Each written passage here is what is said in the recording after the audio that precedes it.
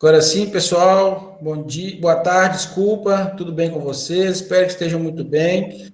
Nós vamos começar então a nossa aula agora, tá certo? Só lembrar que nós tínhamos que ter feito uma aula prática, né? Falhou, né? Eu tive um problema de ordem particular, né? Na última terça-feira à tarde, e a gente não conseguiu fazer aquela aula prática. Então, nós vamos marcar essa aula prática para algum dia aí. Provavelmente, nós vamos fazer essa aula prática semana que vem, no horário de aula, porque semana que vem nós temos prova, tá lembrado? Então, como nós temos prova, então nós vamos fazer essa nossa aula prática no horário da prova e a prova fica disponível, tá? Então, semana que vem nós temos prova já marcada, tá lá no nosso planejamento. E então faríamos a nossa aula prática também, tá bom? Hoje não deveria ter aula, mas como eu disse, né, nós não tivemos aula semana passada, então nós vamos ter aula hoje para compensar também, tá? O que nós vamos ver na aula de hoje? Hoje nós vamos falar sobre dois delineamentos importantes. Nós vamos ver os dois juntos, porque um é muito parecido com o outro, que é o delineamento em blocos casualizados e o delineamento em quadrado latino, tá certo?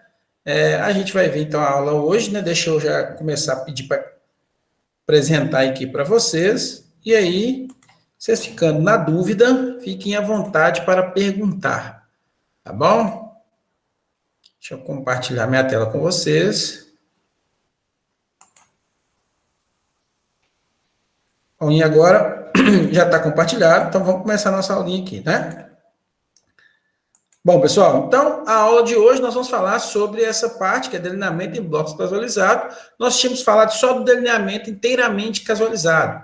E hoje, então, a gente entra com esse delineamento em blocos casualizados, né? Bom, o que é a diferença do inteiramente casualizado para blocos? Lembra quando a gente deu aquele exemplo lá das macieiras, né? A gente partiu do pressuposto que todas aquelas macieiras tinham a mesma produtividade, né? Elas não tinham nenhuma heterogeneidade quanto à produção. Já no caso do delineamento em blocos casualizados, é quando eu percebo que há uma heterogeneidade entre as unidades experimentais. Então, toda vez que, vamos imaginar que eu for fazer um experimento e que eu sei que há uma diferença entre as unidades experimentais, eu preciso fazer, então, esse experimento em blocos casualizados. Eu vou dar um exemplo aqui para vocês entenderem melhor. Vou dar, na verdade, dois exemplos. O primeiro eu vou dar na área animal, depois vou dar um exemplo na área vegetal. Tá bom?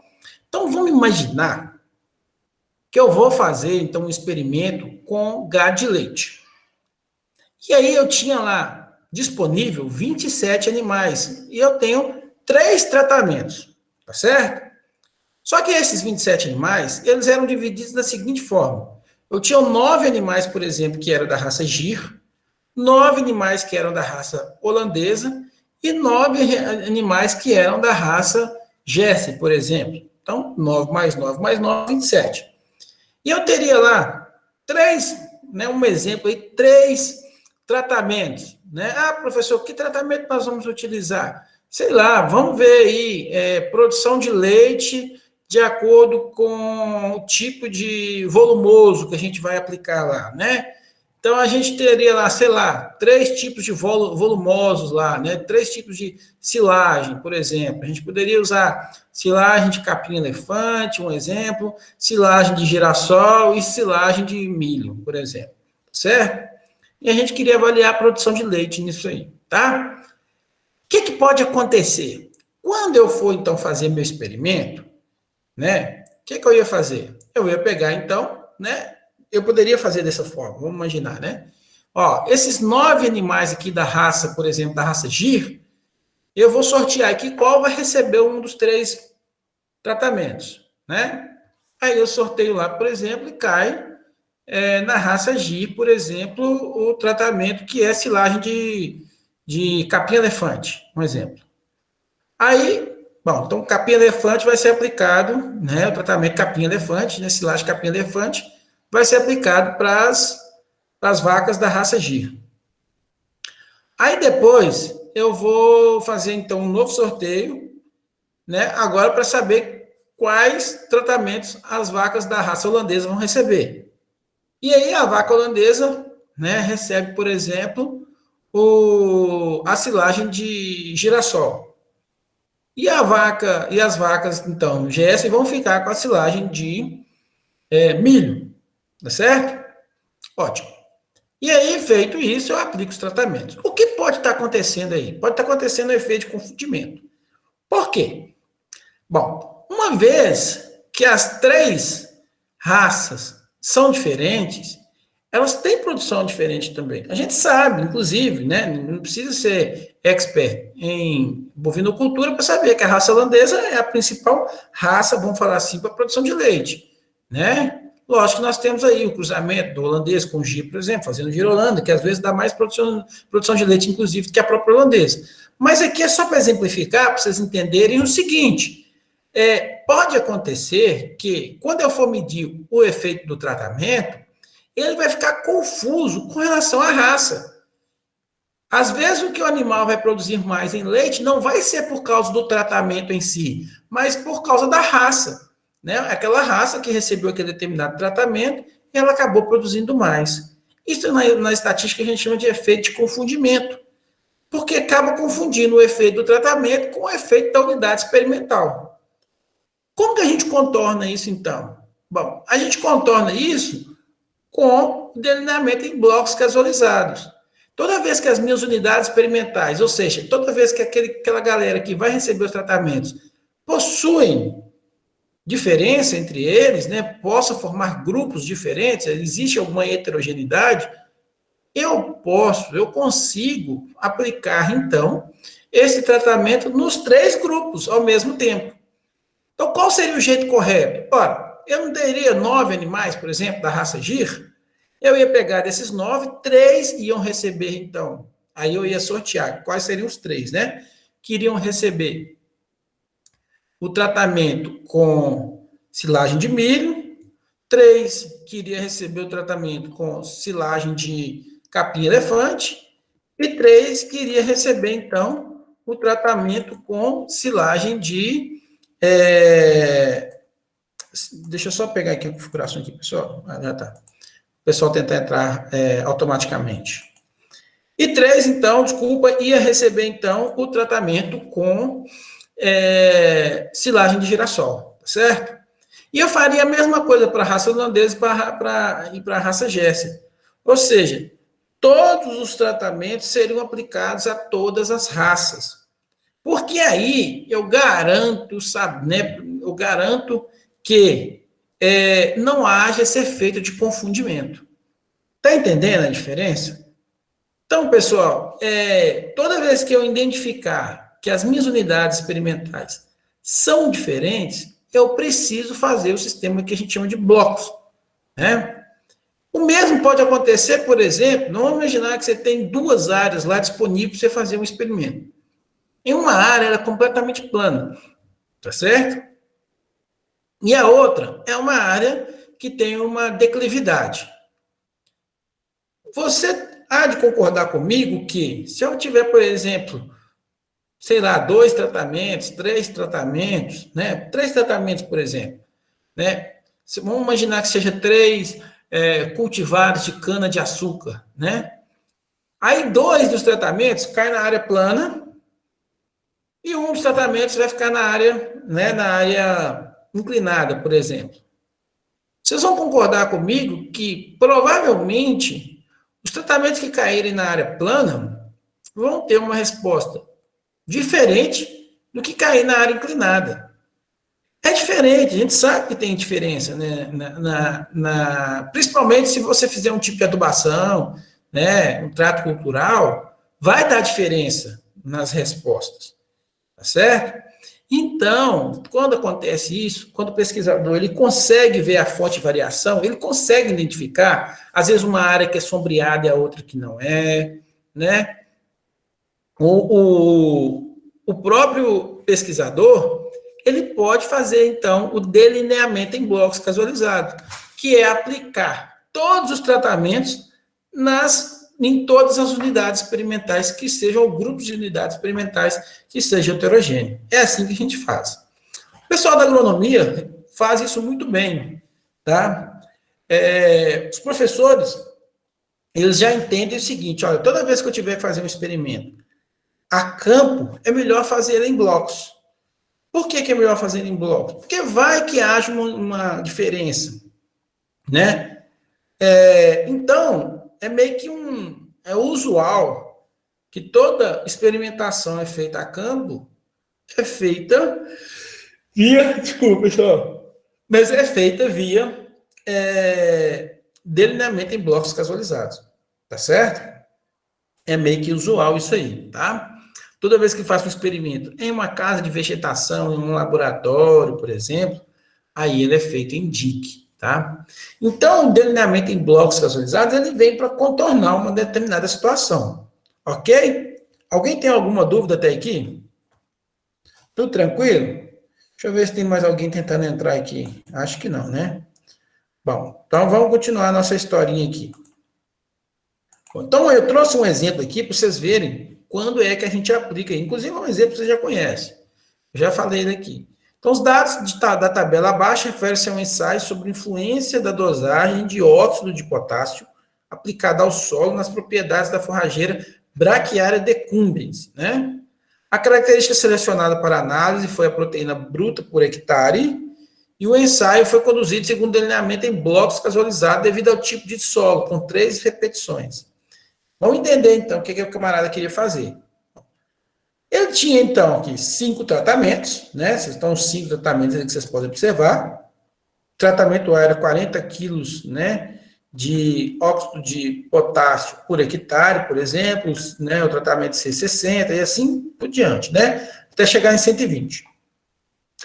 E ele foi aplicar, então, a campo, só que ele sabia que tinha 3 locais que possivelmente os solos eram diferentes. Tinha 3 locais ali de solos possíveis de serem diferentes. Então, ele fez isso em blocos.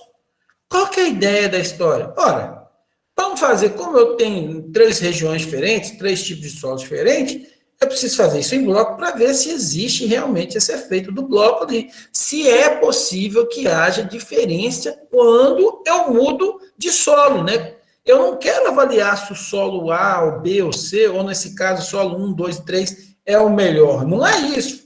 A gente quer avaliar os tratamentos com óxido, né, de potássio.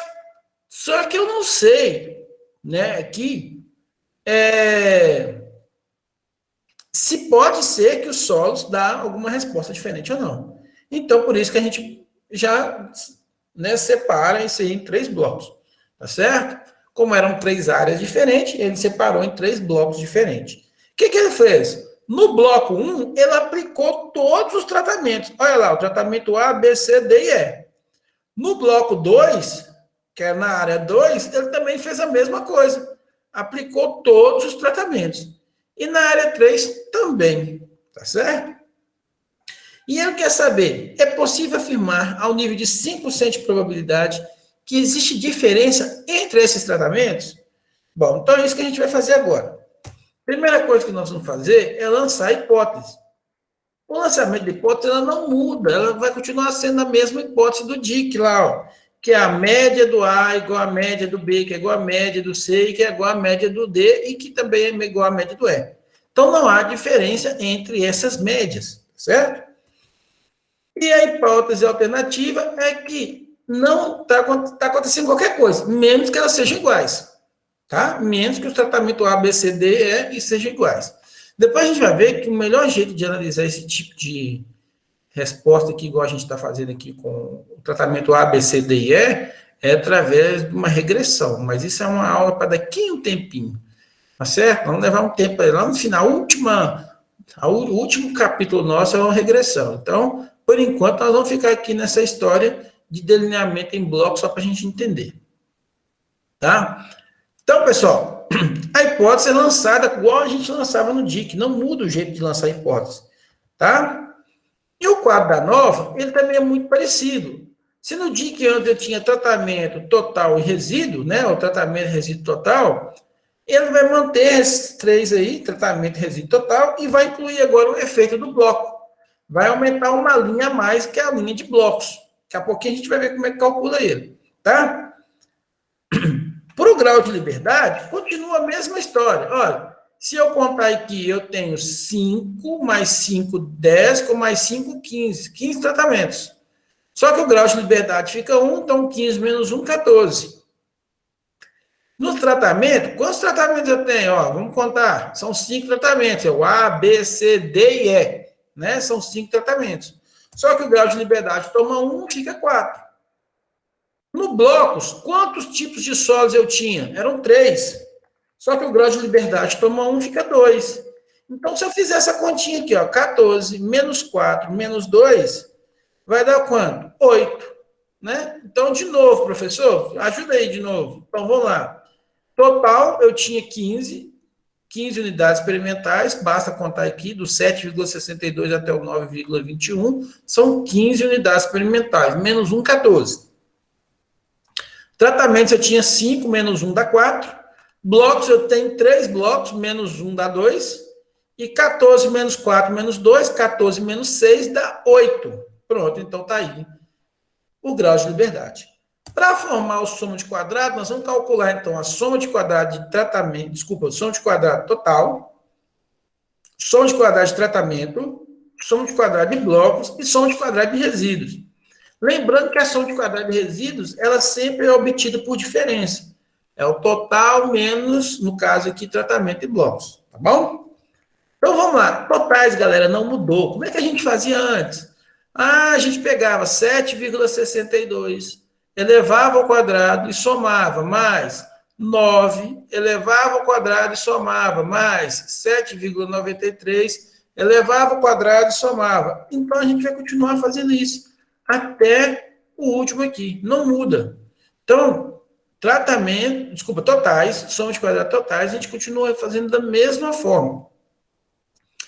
E aí, esse camaradinho aqui, ó, essa porção aqui, ó, que a gente sempre subtrai dele, né, que é essa parte aqui negativa, ele sempre vai ser o somatório de tudo, que se eu somar todos aqui, ó, do 7,62 até o 9,21, somando todos eles, vai dar 129,83. Então, ele vai ser 129,83 elevado ao quadrado dividido pelo número de unidades experimentais que eu tenho, que é 15. Então, se a gente fizer essa continha, ó, se eu pegar lá 7,62, elevar ao quadrado, somar 9, elevar ao quadrado, né? Até a última, que é 9,21, elevar ao quadrado, somar, eu já ensinei isso na calculadora aí, né? Como é que faz? Nós vamos chegar em 1.134,36. E se eu pegar 129,83, elevar ao quadrado e dividir por 15, isso dá um total de 1.123,72. Então, se eu fizer essa diferença aí, ó, 1.134,36 menos 1.123,72, pronto, eu acho 10,64. 10,64 é o valor do meu soma de quadrado total. O tratamento é muito semelhante. Só que onde é que estão os totais de tratamento? Não pode ter confusão, ó. Tratamento está aqui, então esses aqui são as somas do total de tratamento do tratamento A, que é 24,55. O tratamento B, se eu somar todo mundo, dá 25,16. O tratamento C, 24,23. O tratamento D, 26,54. E o tratamento E, 29,35. Então, aqui, galera, se encontra todos os totais, né, dos tratamentos. O que eu vou ter que fazer? Pegar cada um desses totais e elevar ao quadrado. Então, vou pegar lá, 24,55 elevar ao quadrado, mais 25,16 elevar ao quadrado, até o último, 29,35 elevar ao quadrado. E vou dividir isso por 3. Por que por 3? Ora, 24,55, para ser formado, eu não tive que somar 3 médias. 25,16, para obter esse valor, também não tive que somar 3 médias. Então, por isso que aqui eu vou dividir por 3. Menos a correção. A correção sempre vai ser 129,83 elevado ao quadrado, dividido pelo número de unidades experimentais que eu tenho, que é o total de 15.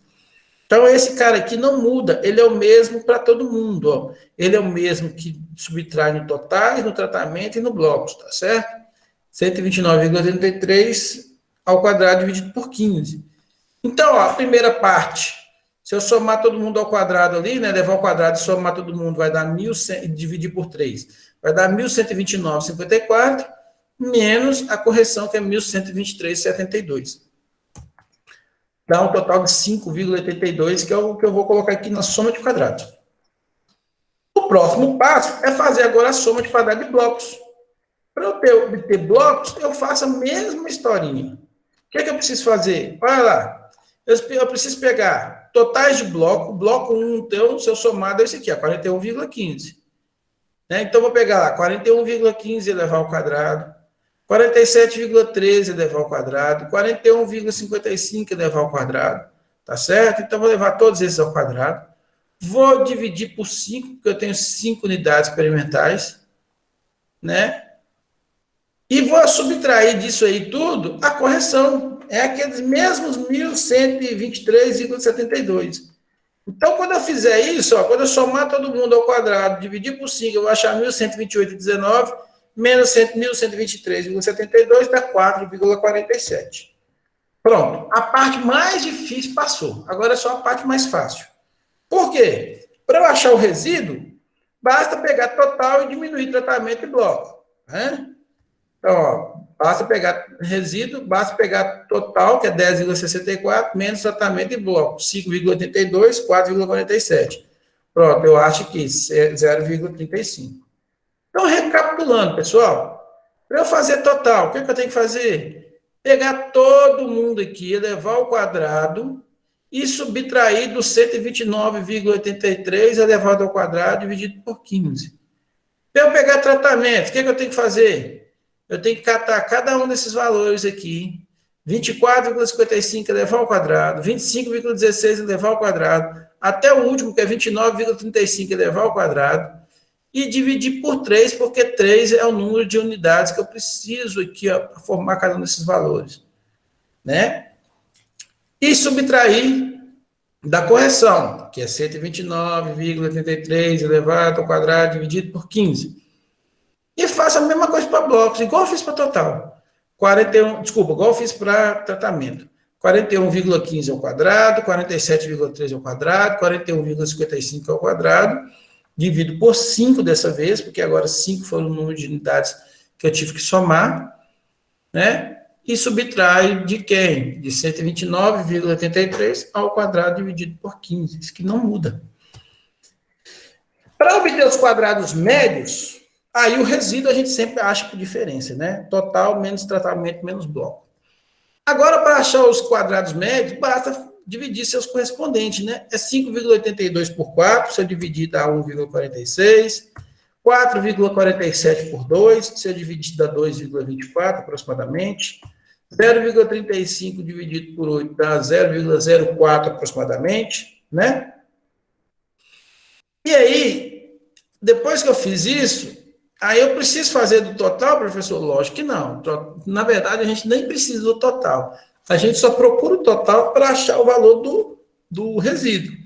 Depois que eu acho o resíduo, o total perde a validade para mim, eu não quero mais ele, eu quero só o resíduo. Bom, e agora eu vou fazer os F calculados. O F calculado sempre é alguma coisa dividido pelo resíduo. No caso, eu vou fazer F calculado de tratamento, então eu vou dividir 1,46 por 0,04, que é resíduo. Então, 1,46 dividido por 0,04 dá o total de 36,5. Então, 36,5 é o F calculado, né, para tratamento. Ora, para eu saber se esse tratamento foi significativo ou não, eu preciso comparar com o F tabelado. Então, eu vou fazer o F tabelado aqui, né, para a gente achar. Como que eu vou obter esse F tabelado? Grau de liberdade de tratamento é 4, grau de liberdade do resíduo, 8. Então, eu vou olhar lá na tabela do F entre 4 e 8 a 5%. Essa tabela aí, ó. Então, ó, tabela do teste F, eu tenho que olhar 4 na coluna e 8 na linha. Sempre olha a primeira coluna, professor? Sim. Sempre 4, sempre primeira coluna e depois linha. Então, 4 e 8, se a gente olhar, vai dar 3,69. Professor, e se eu inverter? E se eu olhar primeiro 8 na linha, na coluna e 4 na linha? Olha lá. você vai achar um valor que é 6,04, que não tem nada a ver com o valor correto. Então, sempre primeiro você olha na coluna e, por fim, e em segundo lugar, você olha na linha, né? 3,84, então, tá aqui, bonitinho. E agora eu faço a comparação. Olha lá, 36,5 é maior que 3,84. Quando isso acontece, a gente diz que ele foi significativo. Dizer que é significativo é dizer que rejeita H0, nesse caso, que ele é maior, que o calculado é maior que o tabelado. Toda vez que o calculado for maior que o tabelado, eu tenho, então, um efeito significativo, tá certo? Ou seja, rejeita a hipótese inicial. Ao rejeitar a hipótese inicial, estou falando que esses tratamentos não são iguais, estou falando que há diferença entre eles, tá certo? Agora, pelo menos um é diferente dos demais. Pode ser que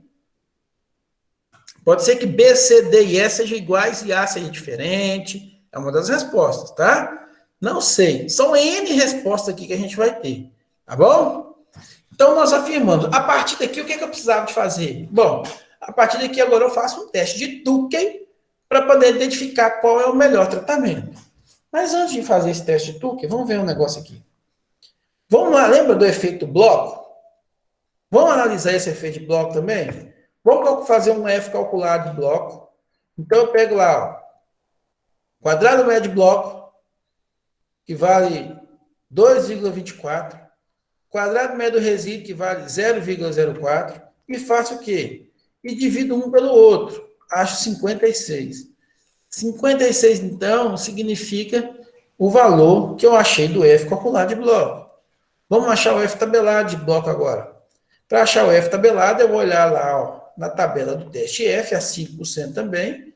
Ah, professor, tem a mesma significância que eu olhei do tratamento? Sim. Se você olhou na tabela do teste F a 5% para 4,8, você vai olhar agora na tabela do teste F a 5% para 2,8. Por que 2? Porque agora o bloco, o grau de liberdade vale 2. Então, 2,8 na tabela do teste F. 2,8 na tabela do teste F, olha aqui, ó, 2 aqui para a coluna e 8 para a linha, 4,46, que corresponde, então, ao meu F tabelado. Olha, se a gente observar agora, o meu F calculado é maior que o F tabelado. O que eu concluo? Que o efeito de bloco foi significativo. Sabe o que essa conclusão me diz, galera? Me diz o seguinte, olha, eu achava que tinha diferença entre os três tipos de solo, eu fiz um bloco e realmente tem diferença. Ainda bem que eu fiz, porque se eu não tivesse feito, as minhas respostas não iam ser tão confiáveis, tá? Existe realmente diferença entre os blocos.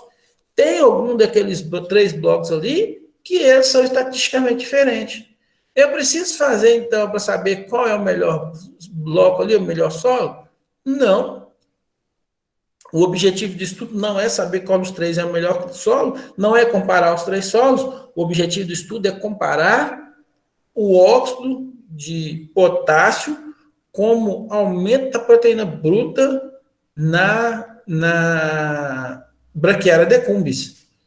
Então, o pesquisador não quer saber qual é o melhor solo, ele quer saber qual é o melhor tratamento que vai compor mais proteína bruta na braquiária decumbens, tá certo? Muitas vezes, galera, a gente também faz bloco por questões, por exemplo, de macho e fêmea, né? Há pouco tempo agora, foi em janeiro, eu fiz uma análise estatística de um experimento do professor Wallace, onde nós tínhamos, foi até um experimento dele junto comigo, a gente propôs esse experimento para um aluno aqui para TC, e ele topou, ele fez na casa dele, e ele queria saber, ele tinha 2 touros, ele queria saber lá qual dos touros tinha uma resposta melhor, né? Então, nós colocamos o touro como os tratamentos, né? E aí, só que aí o que acontece? Nasceu macho, nasceu fêmea. A gente sabe que não tem como a gente utilizar macho e fêmea, por exemplo, né? Como resposta. Por quê? Porque o macho, desculpa, pessoal, o macho, ele ele cresce muito mais rápido que a fêmea, ele ganha peso muito mais rápido que a fêmea, no caso de gado de corte. Então, a gente usou como bloco, o efeito de blocos, o sexo. Porque não dá para comparar macho com fêmea. Então, nós colocamos o sexo como efeito de bloco para saber qual era o melhor touro em relação ao sexo masculino e também ao sexo feminino. Tá? Tranquilo até aqui, pessoal? Dúvidas? Bom, e o DQL? Ora, o DQL vai acontecer quando, ao invés de você ter um bloco, você ter dois ao mesmo tempo. Então, o DQL nada mais é que você aplicar duas vezes o efeito de bloco. Tá certo? E se eu quiser aplicar 3 vezes o efeito de bloco? Aí não tem. O limite da estatística é 2. Se você mesmo assim achar alguma experimentação onde você tem 3 fontes de variação, você elimina uma. Ou senão você faz uma coisa chamada fatorial, que vai ser a próxima parte que nós vamos estudar. Tá certo? Então, vamos continuar aqui com nossa análise de variância, agora com o efeito como exemplo, por exemplo, de quadrado latino. Então, deixa eu dar esse exemplo aqui para vocês entenderem. Olha, vamos imaginar que um pesquisador queria estudar o efeito da época de castração de suínos, né? Então, ele tinha lá 5 matrizes, 5 fêmeas, essas 5 fêmeas eram de mesma raça, essas 5 fêmeas foram submetidas à mesma alimentação e mesmo manejo durante o período gestacional. Só que aí, o que ele queria avaliar? Né? Ele queria avaliar a idade de castração com relação ao ganho de peso. Se, por exemplo, se você fazer a castração do animal mais cedo, será que ganha mais peso? Se você fizer uma castração mais tardia, será que é melhor? Se você deixar o animal inteiro, será que ele vai superar, né? Vai ser melhor para engordar do que deixar o animal, por exemplo, castrado, por exemplo? Então, esse era o objetivo, né? Vamos falar assim, esse era o objetivo do trabalho, né? Saber qual castração, né? Quantos dias de castração proporcionava maior ganho de peso, né? Bom, só que ele teve 2 problemas. O primeiro problema que ele viu foi o seguinte: as 5 fêmeas tiveram tamanhos de leitegada diferente. Professor, o que é tamanho de leitegada? Olha, em suinocultura, a gente chama de tamanho de leitegada o número de leitões que uma porca suína dá.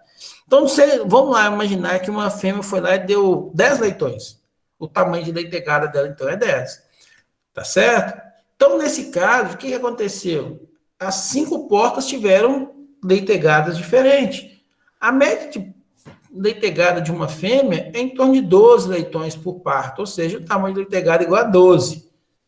Mas pode ter uma variação, pode dar 10, pode dar 11, como pode dar 15, como pode dar 13. A média que é 12, mas não quer dizer que ela é fixa, né?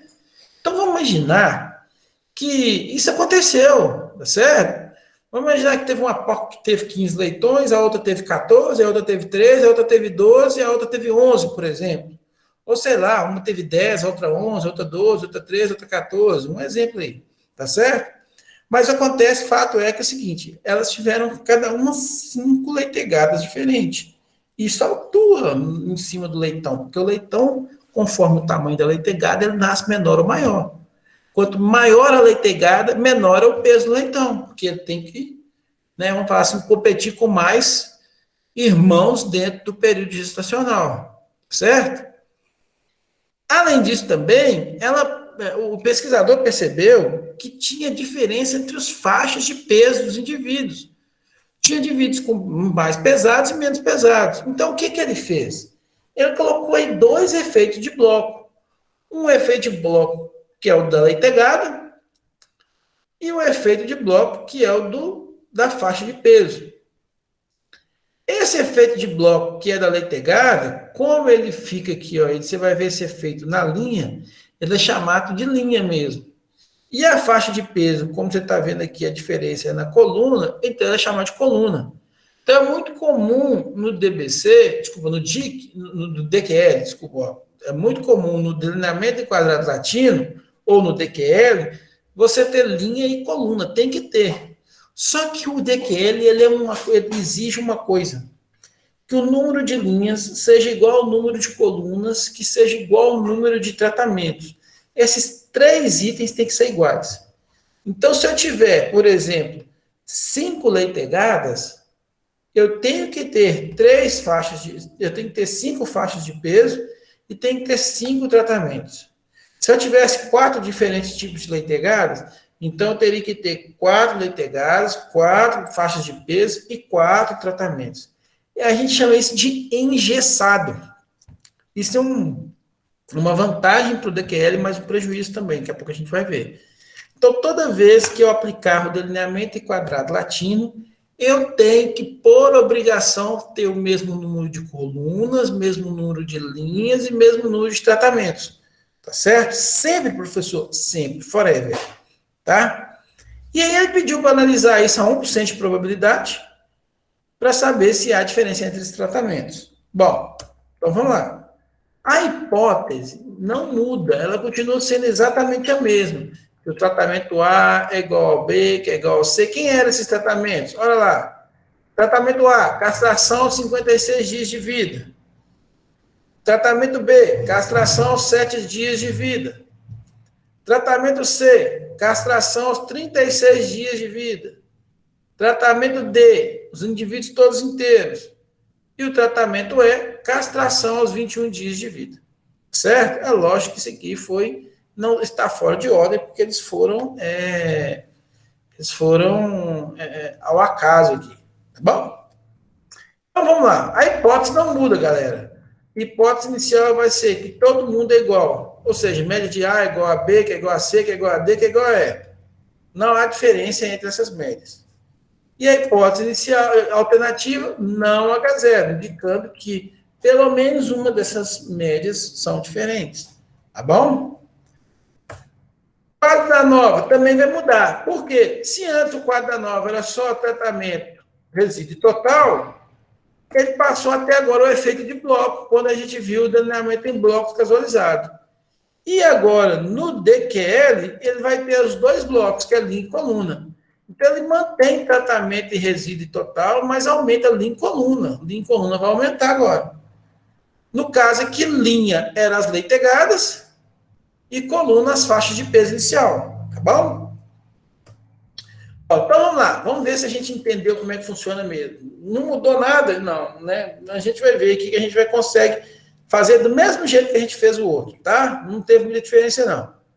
Então, ó, se eu contar aqui, ó, né, do primeiro aqui, ó, 93, até o último, que é 80,2, eu vou perceber que eu tenho 25 unidades experimentais. Só que o grau de liberdade toma uma, fica quanto? 24. O tratamento, quantos tratamentos eu tenho? Eram 5, não era? Eram 5 tratamentos. Era castração aos 7 dias, castração aos 21, castração aos 36, castração aos 56 e castração em indivíduos inteiros. Então, são 5. Menos 1 dá 4. E aqui é a grande vantagem, porque lembra que tratamento, linha e coluna são iguais? Se eu já achei 4 para tratamento, linha e coluna também tem que ser 4. É todos iguais. Tá certo? E o resíduo vai ser por quê? Por diferença. Entre total menos tratamento, menos linha, menos coluna. Ou seja, vai ser 24 menos 4, menos 4, menos 4. Ou seja, 24 menos 12, que aqui dá 12. Então, vai dar 12 lá no meu resíduo. Tá certo? Mas vamos fazer uma continha aqui rápido. Digamos que ao invés de eu ter 5 tratamentos, eu tivesse 4 tratamentos. Olha, professor, se eu tivesse 4 tratamentos, então você vai ter que ter 4 linhas e 4 colunas. Então, aqui seria ter que ter 4 faixas de peso inicial e 4 tamanhos de leitegada só. Ótimo. O que vai acontecer com o nosso grau de liberdade aqui? Vamos ver? Olha, se eu tivesse, então, 4 por 4, vai dar 4 vezes 4, 16. O meu total aqui, então, ia aparecer 16. Concorda? Menos 1 ia ficar 15 aqui, ó, na soma de quadrados. Então, soma de quadrados ia aparecer 15. Tratamento era 4, só que o grau de liberdade toma 1, fica 3. Então, eu vou ter 3 para o tratamento, 3 para a linha e 3 para a coluna. Não é? Então, eu vou ficar com 3, 3 e 3. Então, 3 mais 3 mais 3 dá 9. E lembra que eu tinha 14, eu tinha 15 aqui, olha, 16 menos 1, né? 15. 15 menos 9 dá 6. Vai aparecer 6 graus de liberdade no resíduo. 6 graus de liberdade no resíduo é um número muito baixo. Tem uma galera aí que fala que o número de mínimo do resíduo, o bom, o ideal, é que seja pelo menos 8. Tem uma outra galera que fala que pelo menos 10. A gente sabe que 6 é muito baixo, muito arriscado. O que quer dizer que é arriscado? Arriscado você, com números baixos, você não conseguir rejeitar a hipótese. E você faz um experimento para rejeitar a hipótese, né? Você acha que alguém faz um experimento desse aí, com leitão, por exemplo, para ver qual é a data de castração, para falar, não, que todo mundo é igual? Não, ele quer saber se existe alguma data desses aí que pode fazer a castração e que vai dar o melhor resultado. E se a gente tivesse 3 tratamentos, por exemplo? Se eu tivesse 3 tratamentos, eu ia ter, então, 3 blocos e 3 linhas e 3 colunas. Então, vai dar 3 vezes 3, dá 9, não é isso? 9 menos 1 do grau de liberdade, fica 8 aqui no total. Meu tratamento ia ser 3 menos 1, 2, então ia ser 2 para tratamento, 2 para a linha, 2 para a coluna. Então, 9 menos 6, né? Aliás, 8 menos 6, né? Porque 9 menos 1 dá 8, aqui ia ficar com 8. 8 menos 6, eu ia sobrar 2 graus de liberdade no resíduo. É muito pouco, professor.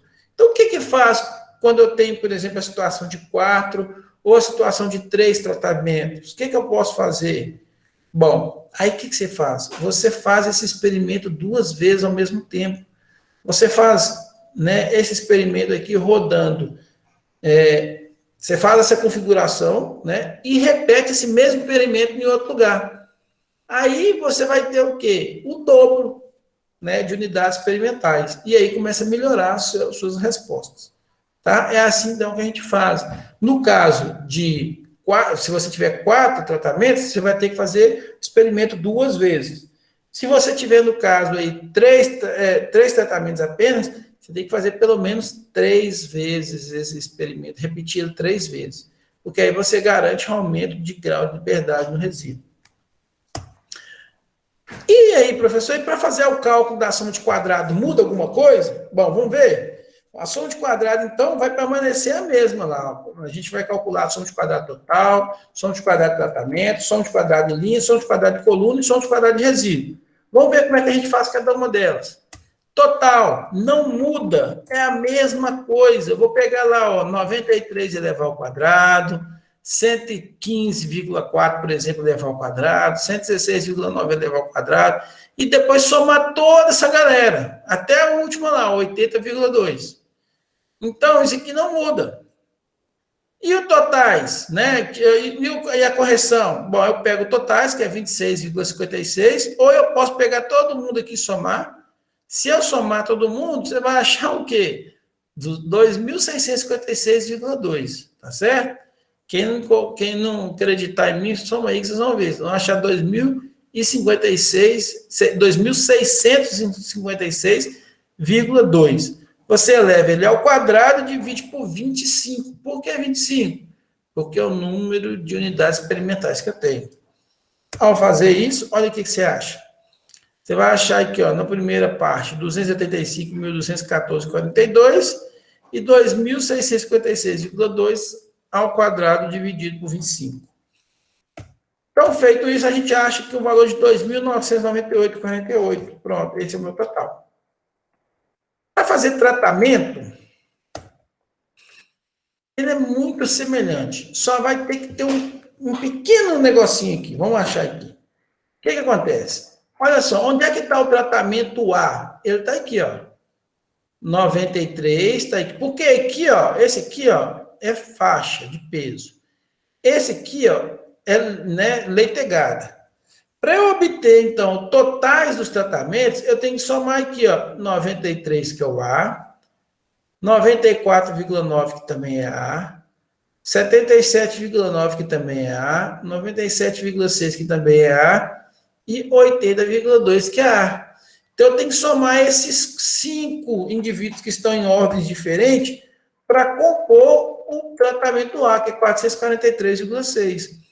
O B é a mesma coisa, eu tenho que vincar no 102,1, tem que vincar no 114,1, no 70, desculpa, no 108,9, no 100,2 e também no 110,4. Eu tenho que somar todos eles para eu achar 535,7, tá? Então, é assim, só, o único trabalho que a gente vai ter, normalmente eu deixo isso na prova pronto, mas é somar todos esses camaradas aí para a gente achar quem é quem ali.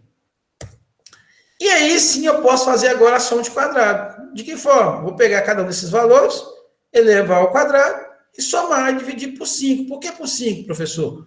Ora, 93 mais 94,9 mais 77,9 mais 97,6 mais 80,2. Você não teve que somar 5 médias para achar esse valor aqui, 443? Então, por isso, nós vamos dividir por 5. E a correção é aquele que a gente já sabe. É 2.656 ao quadrado dividido por total, que nesse caso seria 25. Se a gente fizer isso, nós vamos achar 2020 e 0,5, né? Aliás, 0,05. Linha. Opa, linha tá fácil, porque linha tem todos os totais aqui, ó. Elas aqui, ó. Tá tudo aqui, ó, bonitinho, né? Então, basta pegar cada uma dessas linhas e elevar ao quadrado, ó, 546,9, 525,6, 502,3, tudo ao quadrado, depois eu vou dividir por 5. Pela mesma razão que eu vou dividir por 5, ó. Por quê? 545,9 vem de 5 médios, então por isso. Esse último aqui a gente já sabe, é a correção. Basta eu pegar 2.656 ao quadrado, desculpa, 0,2 elevar ao quadrado, e aí a gente chega em 257,82. Responde a nossa linha. Coluna, eu procedo da mesma forma, só que aqui estão os valores de coluna, ó. Olha os valores de coluna aqui, ó. Então, aqui estão os valores de coluna, eu vou pegar todas as colunas, né, e elevar ao quadrado, olha lá, todas as colunas elevadas ao quadrado. E depois que eu levar todas essas colunas ao quadrado, dividir por 5 também, porque cada um veio de 5, médias somadas, eu vou subtrair da minha correção, e a gente acha 48,5. O que eu preciso fazer agora? Achar o soma de quadrado de resíduo. A gente acha por diferença. Total menos tratamento, menos linha, menos coluna. Então, ó, total menos tratamento, menos linha, menos coluna. Acha quem? O soma de quadrado de resíduo, que é 672,11. Certo? Então, feito isso, galera, o que a gente precisa fazer agora?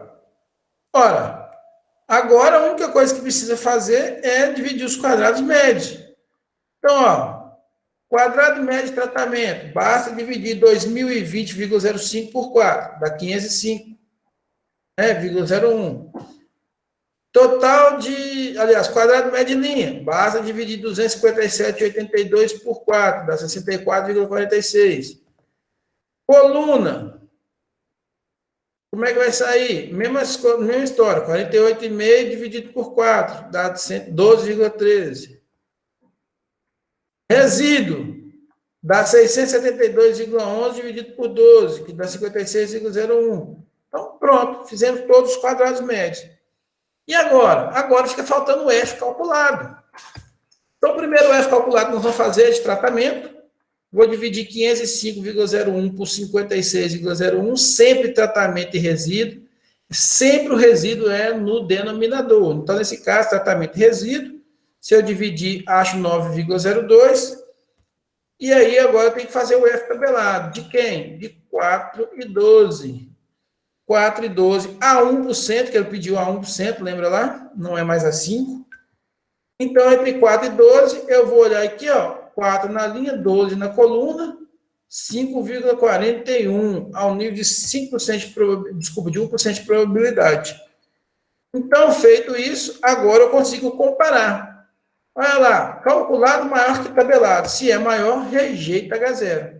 Se rejeita H0 a 1%, significa que pelo menos uma dessas médias difere dos demais. O que é que eu preciso fazer? Fazer agora um teste de Tucker. Eu não vou ficar perdendo tempo fazer teste de Tucker aqui, para a gente avançar na matéria, tá? E aí? Acaba por aí? Não. Lembra que lá no DBC nós não fomos observar se o bloco era significativo? Nós vamos fazer a mesma coisa aqui agora, para observar se a linha e se a coluna é significativo também. Então, eu faço um novo F calculado, só que agora usando linha e coluna. Então, eu pego lá 64,46 dividido por 56,01, que dá 1,15, e faço a mesma coisa com a coluna, lá, 12,13 dividido por 56,01 dá 0,22. O que acontece? Eu vou agora calcular os Fs tabelados, que são iguais, porque vai ser entre 4 e 12. Então, ainda vai ser o mesmo que a gente tinha ouvido lá, o 5,41. Então, o que acontece? F calculado menor do que F tabelado e para os dois, né? Tanto para a linha quanto para a coluna, né? Aí, deu menor os dois, né?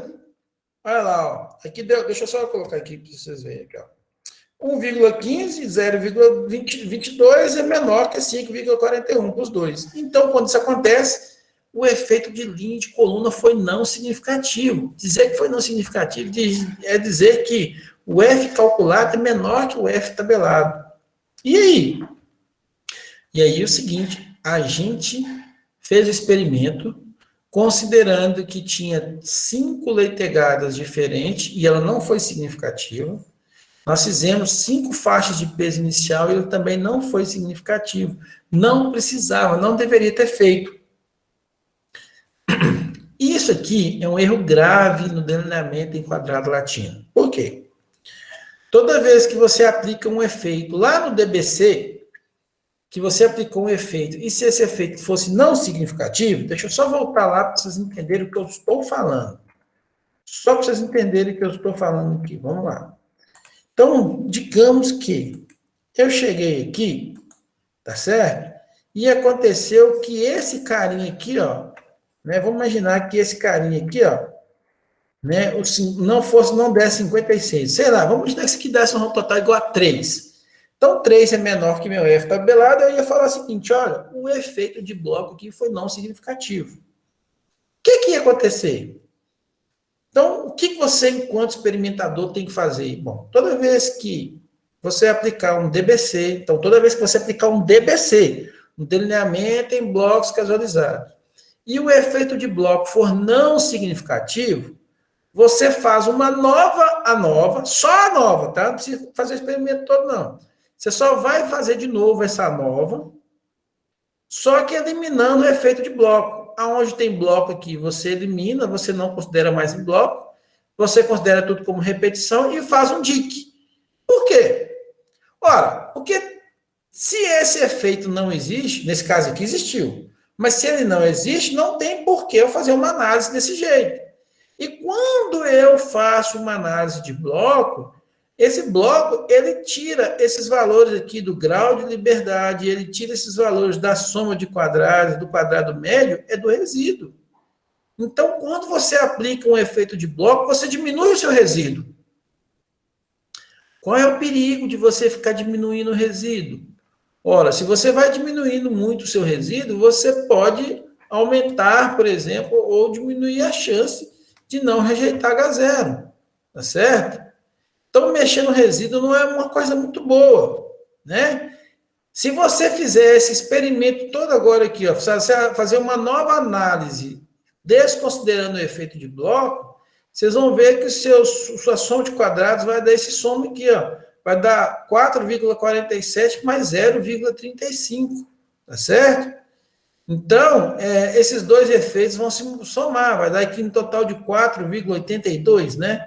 Então, sua soma de quadrado vai ser 4,82, o valor do seu quadrado médio vai ser diferente, porque vai ser 4,82 dividido por 10, então seu quadrado médio vai ser maior, tá certo? Então, você altera tudo isso aqui. Agora, vamos lá na nossa história que a gente estava lá, no DQL, né? E não deu significativo. Ou seja, o que vai acontecer conosco agora? eu só voltar lá, rapidinho. Ó, deu não significativo, né? Deu para vocês verem aqui que foi não significativo. O que acontece na nossa vida, então? Aqui, galera, para a gente fazer o DQL, lembra que ele tem que ter o mesmo número de linha, o mesmo número de coluna, a gente chama de engessado. Você só pode escolher 5 tratamentos se você tiver 5 linhas e 5 colunas. Ele é obrigatório. Então, toda vez que ocorrer isso, ou seja, que o efeito de linha ou de coluna for não significativo, você tem que fazer o experimento todo de novo. Por isso que muita gente não gosta de aplicar o DQL, porque ele tem essa dificuldade. Você tem que ter muita certeza que há a ação desses dois efeitos de bloco no experimento. Porque se ele não for significativo, você tem que voltar lá, você não tem que fazer só igual ao DBC e fazer uma análise em DIC. Você tem que voltar e fazer o experimento todo de novo, você tem que planejar o experimento, executar tudo novamente, tá certo? Nossa, professor, quer dizer então que se eu fiz um experimento de 1 ano, tem que fazer de novo? Sim, tem que fazer de novo, tá? Então, e aí, o que acontece? Se só um deles for efeito significativo, não for significativo, por exemplo, se só linha, se só coluna for não significativo, você faz de novo o experimento em blocos, considerando aquele efeito que foi o significativo. Então, vamos supor que linha deu não significativo, coluna deu significativo. Você vai fazer, então, de novo esse experimento em blocos, usando coluna apenas. Ah, não, foi o linha que foi significativo, coluna foi não significativo. Então, você faz de novo o experimento, considerando só a linha como blocos. E quando acontece igual esse aqui, professor, que os dois não deu significativo, você faz o experimento todo de novo em DIC. Né? DIC não tem nenhum bloco, lembra? Então, você faz tudo em DIC. Então, nessa situação aqui, galera, é fazer de novo, é voltar lá para o campo, pegar de novo outros animais, pegar essas fêmeas, ou 5 novas fêmeas, ou, né, e fazer de novo essa experimentação. Tá bom? Então, essa é a grande dificuldade. Quem gosta de trabalhar com DQL, são pouquíssimas áreas, principalmente zootecnia, quem trabalha com a área de bovino de leite trabalha com isso aí. Por quê? Porque muitas vezes você não tem, por exemplo, 20 vacas em lactação, 30 vacas em lactação, que entraram em lactação ao mesmo tempo, nos mesmos dias, salvo quando você tem uma fazenda grande, com muitos animais, mas nem toda vez quando a gente está fazendo experimentação, nós temos essa disponibilidade. Então, quando você não tem essa disponibilidade, você tem que trabalhar com o que tem. E muitas vezes você tem ali 5 animais, 4 animais que, né, pariram, por exemplo, nessa semana, e que estão com a lactação iniciando na mesma, aí você pode aplicar o DQL. Só que você varia o tratamento ao longo do tempo. Então, o que você faz? Você faz, por exemplo, você deixa o animal 21 dias lá em adaptação do novo tratamento que você está aplicando, e você mede lá, sei lá, por 14 dias, 15 dias, a sua variação que você quer medir. Aí você troca o experimento, o tratamento, desculpa, você troca o tratamento daquela vaca. Aí você aplica mais 21 dias, espera ela entrar, né, em adaptação em 21 dias com o novo tratamento, e aí faz mais um período de medição, agora com o tratamento 2, por exemplo. E aí você faz a mesma coisa depois com o tratamento 3, e assim sucessivamente. Então, você consegue fazer um experimento em bovinocultura de leite, em DQL, mas você tem que ter muita certeza do que você está fazendo, tá certo? E variando esses tratamentos ao longo do tempo, né? Então, vaca fica sendo as vacas ficam sendo, por exemplo, suas linhas, né? Se você tiver 5 vacas, você fica tendo 5 linhas, então, e o tempo que você aplicou nos animais fica sendo sua coluna. E os tratamentos ficam sendo o que você quer testar. Tá entendido, galera? Então, só recapitulando. No DBC, no delineamento em blocos casualizados, se acontecer do efeito de bloco for não significativo, eu não preciso fazer o experimento de novo, não. Só faço análise de variância. E desconsidero o efeito, faço tudo em DIC. Mas no DQL, se qualquer um dos efeitos de bloco for significativo, eu já tenho que fazer o experimento novamente. Se for só um, eu faço ele em DBC, considerando aquele que foi significativo. Se for os dois, que é a nossa situação, eu faço ele em DIC, né? E elimino todos os dois efeitos de blocos. Tudo bem, galera? Entendidos? Dúvidas? Professor, como que ficam os gráficos? As tabelas aí ficam a mesma, né? Só muda o jeito que a gente vai analisar elas, certo? Só muda o jeito que a gente vai analisar elas. A tabela fica igualzinha. Beleza. Ok? Mais alguma dúvida, pessoal? Tranquilo? Tinha uma professora minha de espanhol, quando eu fazia espanhol lá na UFV, ela era colombiana, ela falava, listos? Então, eu vou perguntar para vocês, listos? Todo mundo entendeu? Tá tudo tranquilo? Tudo pronto? Podemos, então, dar continuidade aqui e fazer a chamada? Bom, pessoal, Tranquilo. então, tá tranquilo, né? Deixa eu só fazer a chamadinha para vocês aqui, bem rápida, então, e a gente já libera vocês, tá? Então, lembrando de novo, ó, cuidado, hoje tem hoje vocês não tem sabatina não, né? Só não tá tranquilo na hora da prova. Pois é, Fernanda, é assim mesmo. Professor, na hora de fazer as atividades também bate uma dúvida. Aí, quando bater a dúvida, Isabelle, me manda mensagem, uai, o tio aqui responde. Entendeu? Tá bom. Pode mandar no privado, se ficar com vergonha do pessoal, tá certo? Aqueles que não têm vergonha, pode mandar lá no grupo, tá? Fiquem à vontade, certo? O tio aqui é bonzinho, responde, tá? Vamos lá.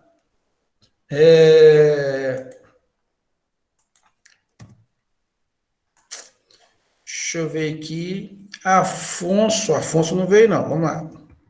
André Lima também não tá. Andressa tá por aí. Bárbara também. Seu Clever também. Eduardo não. Fernanda. Não, ainda não é. Como é que é? O Eduardo tá aí, não, né?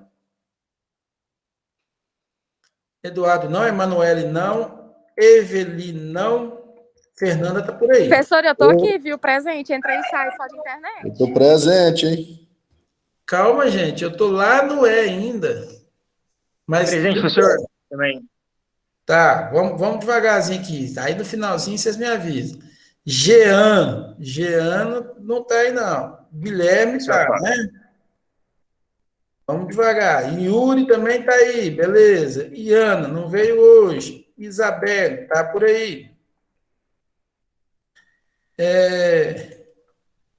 Deixa eu ver quem mais aqui. Yuri, Isabelle. Ive não tá.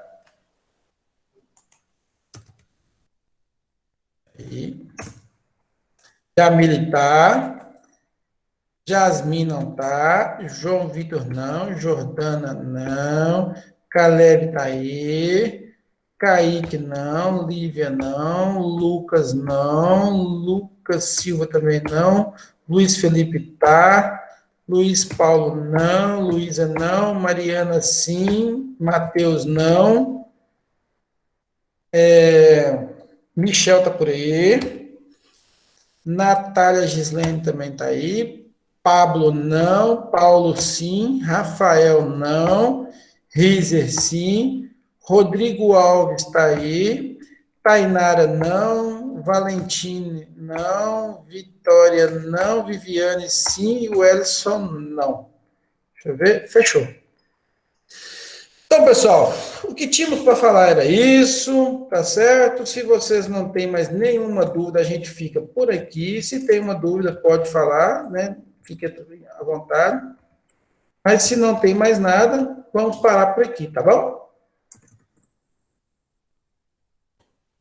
Até a próxima aula. Beleza, professor. Boa tarde, então. Tudo de bom, professor? Obrigado. Tchau, professor. Tchau, tchau. Alô, professor, obrigado. Até mais, queridos. Abraço.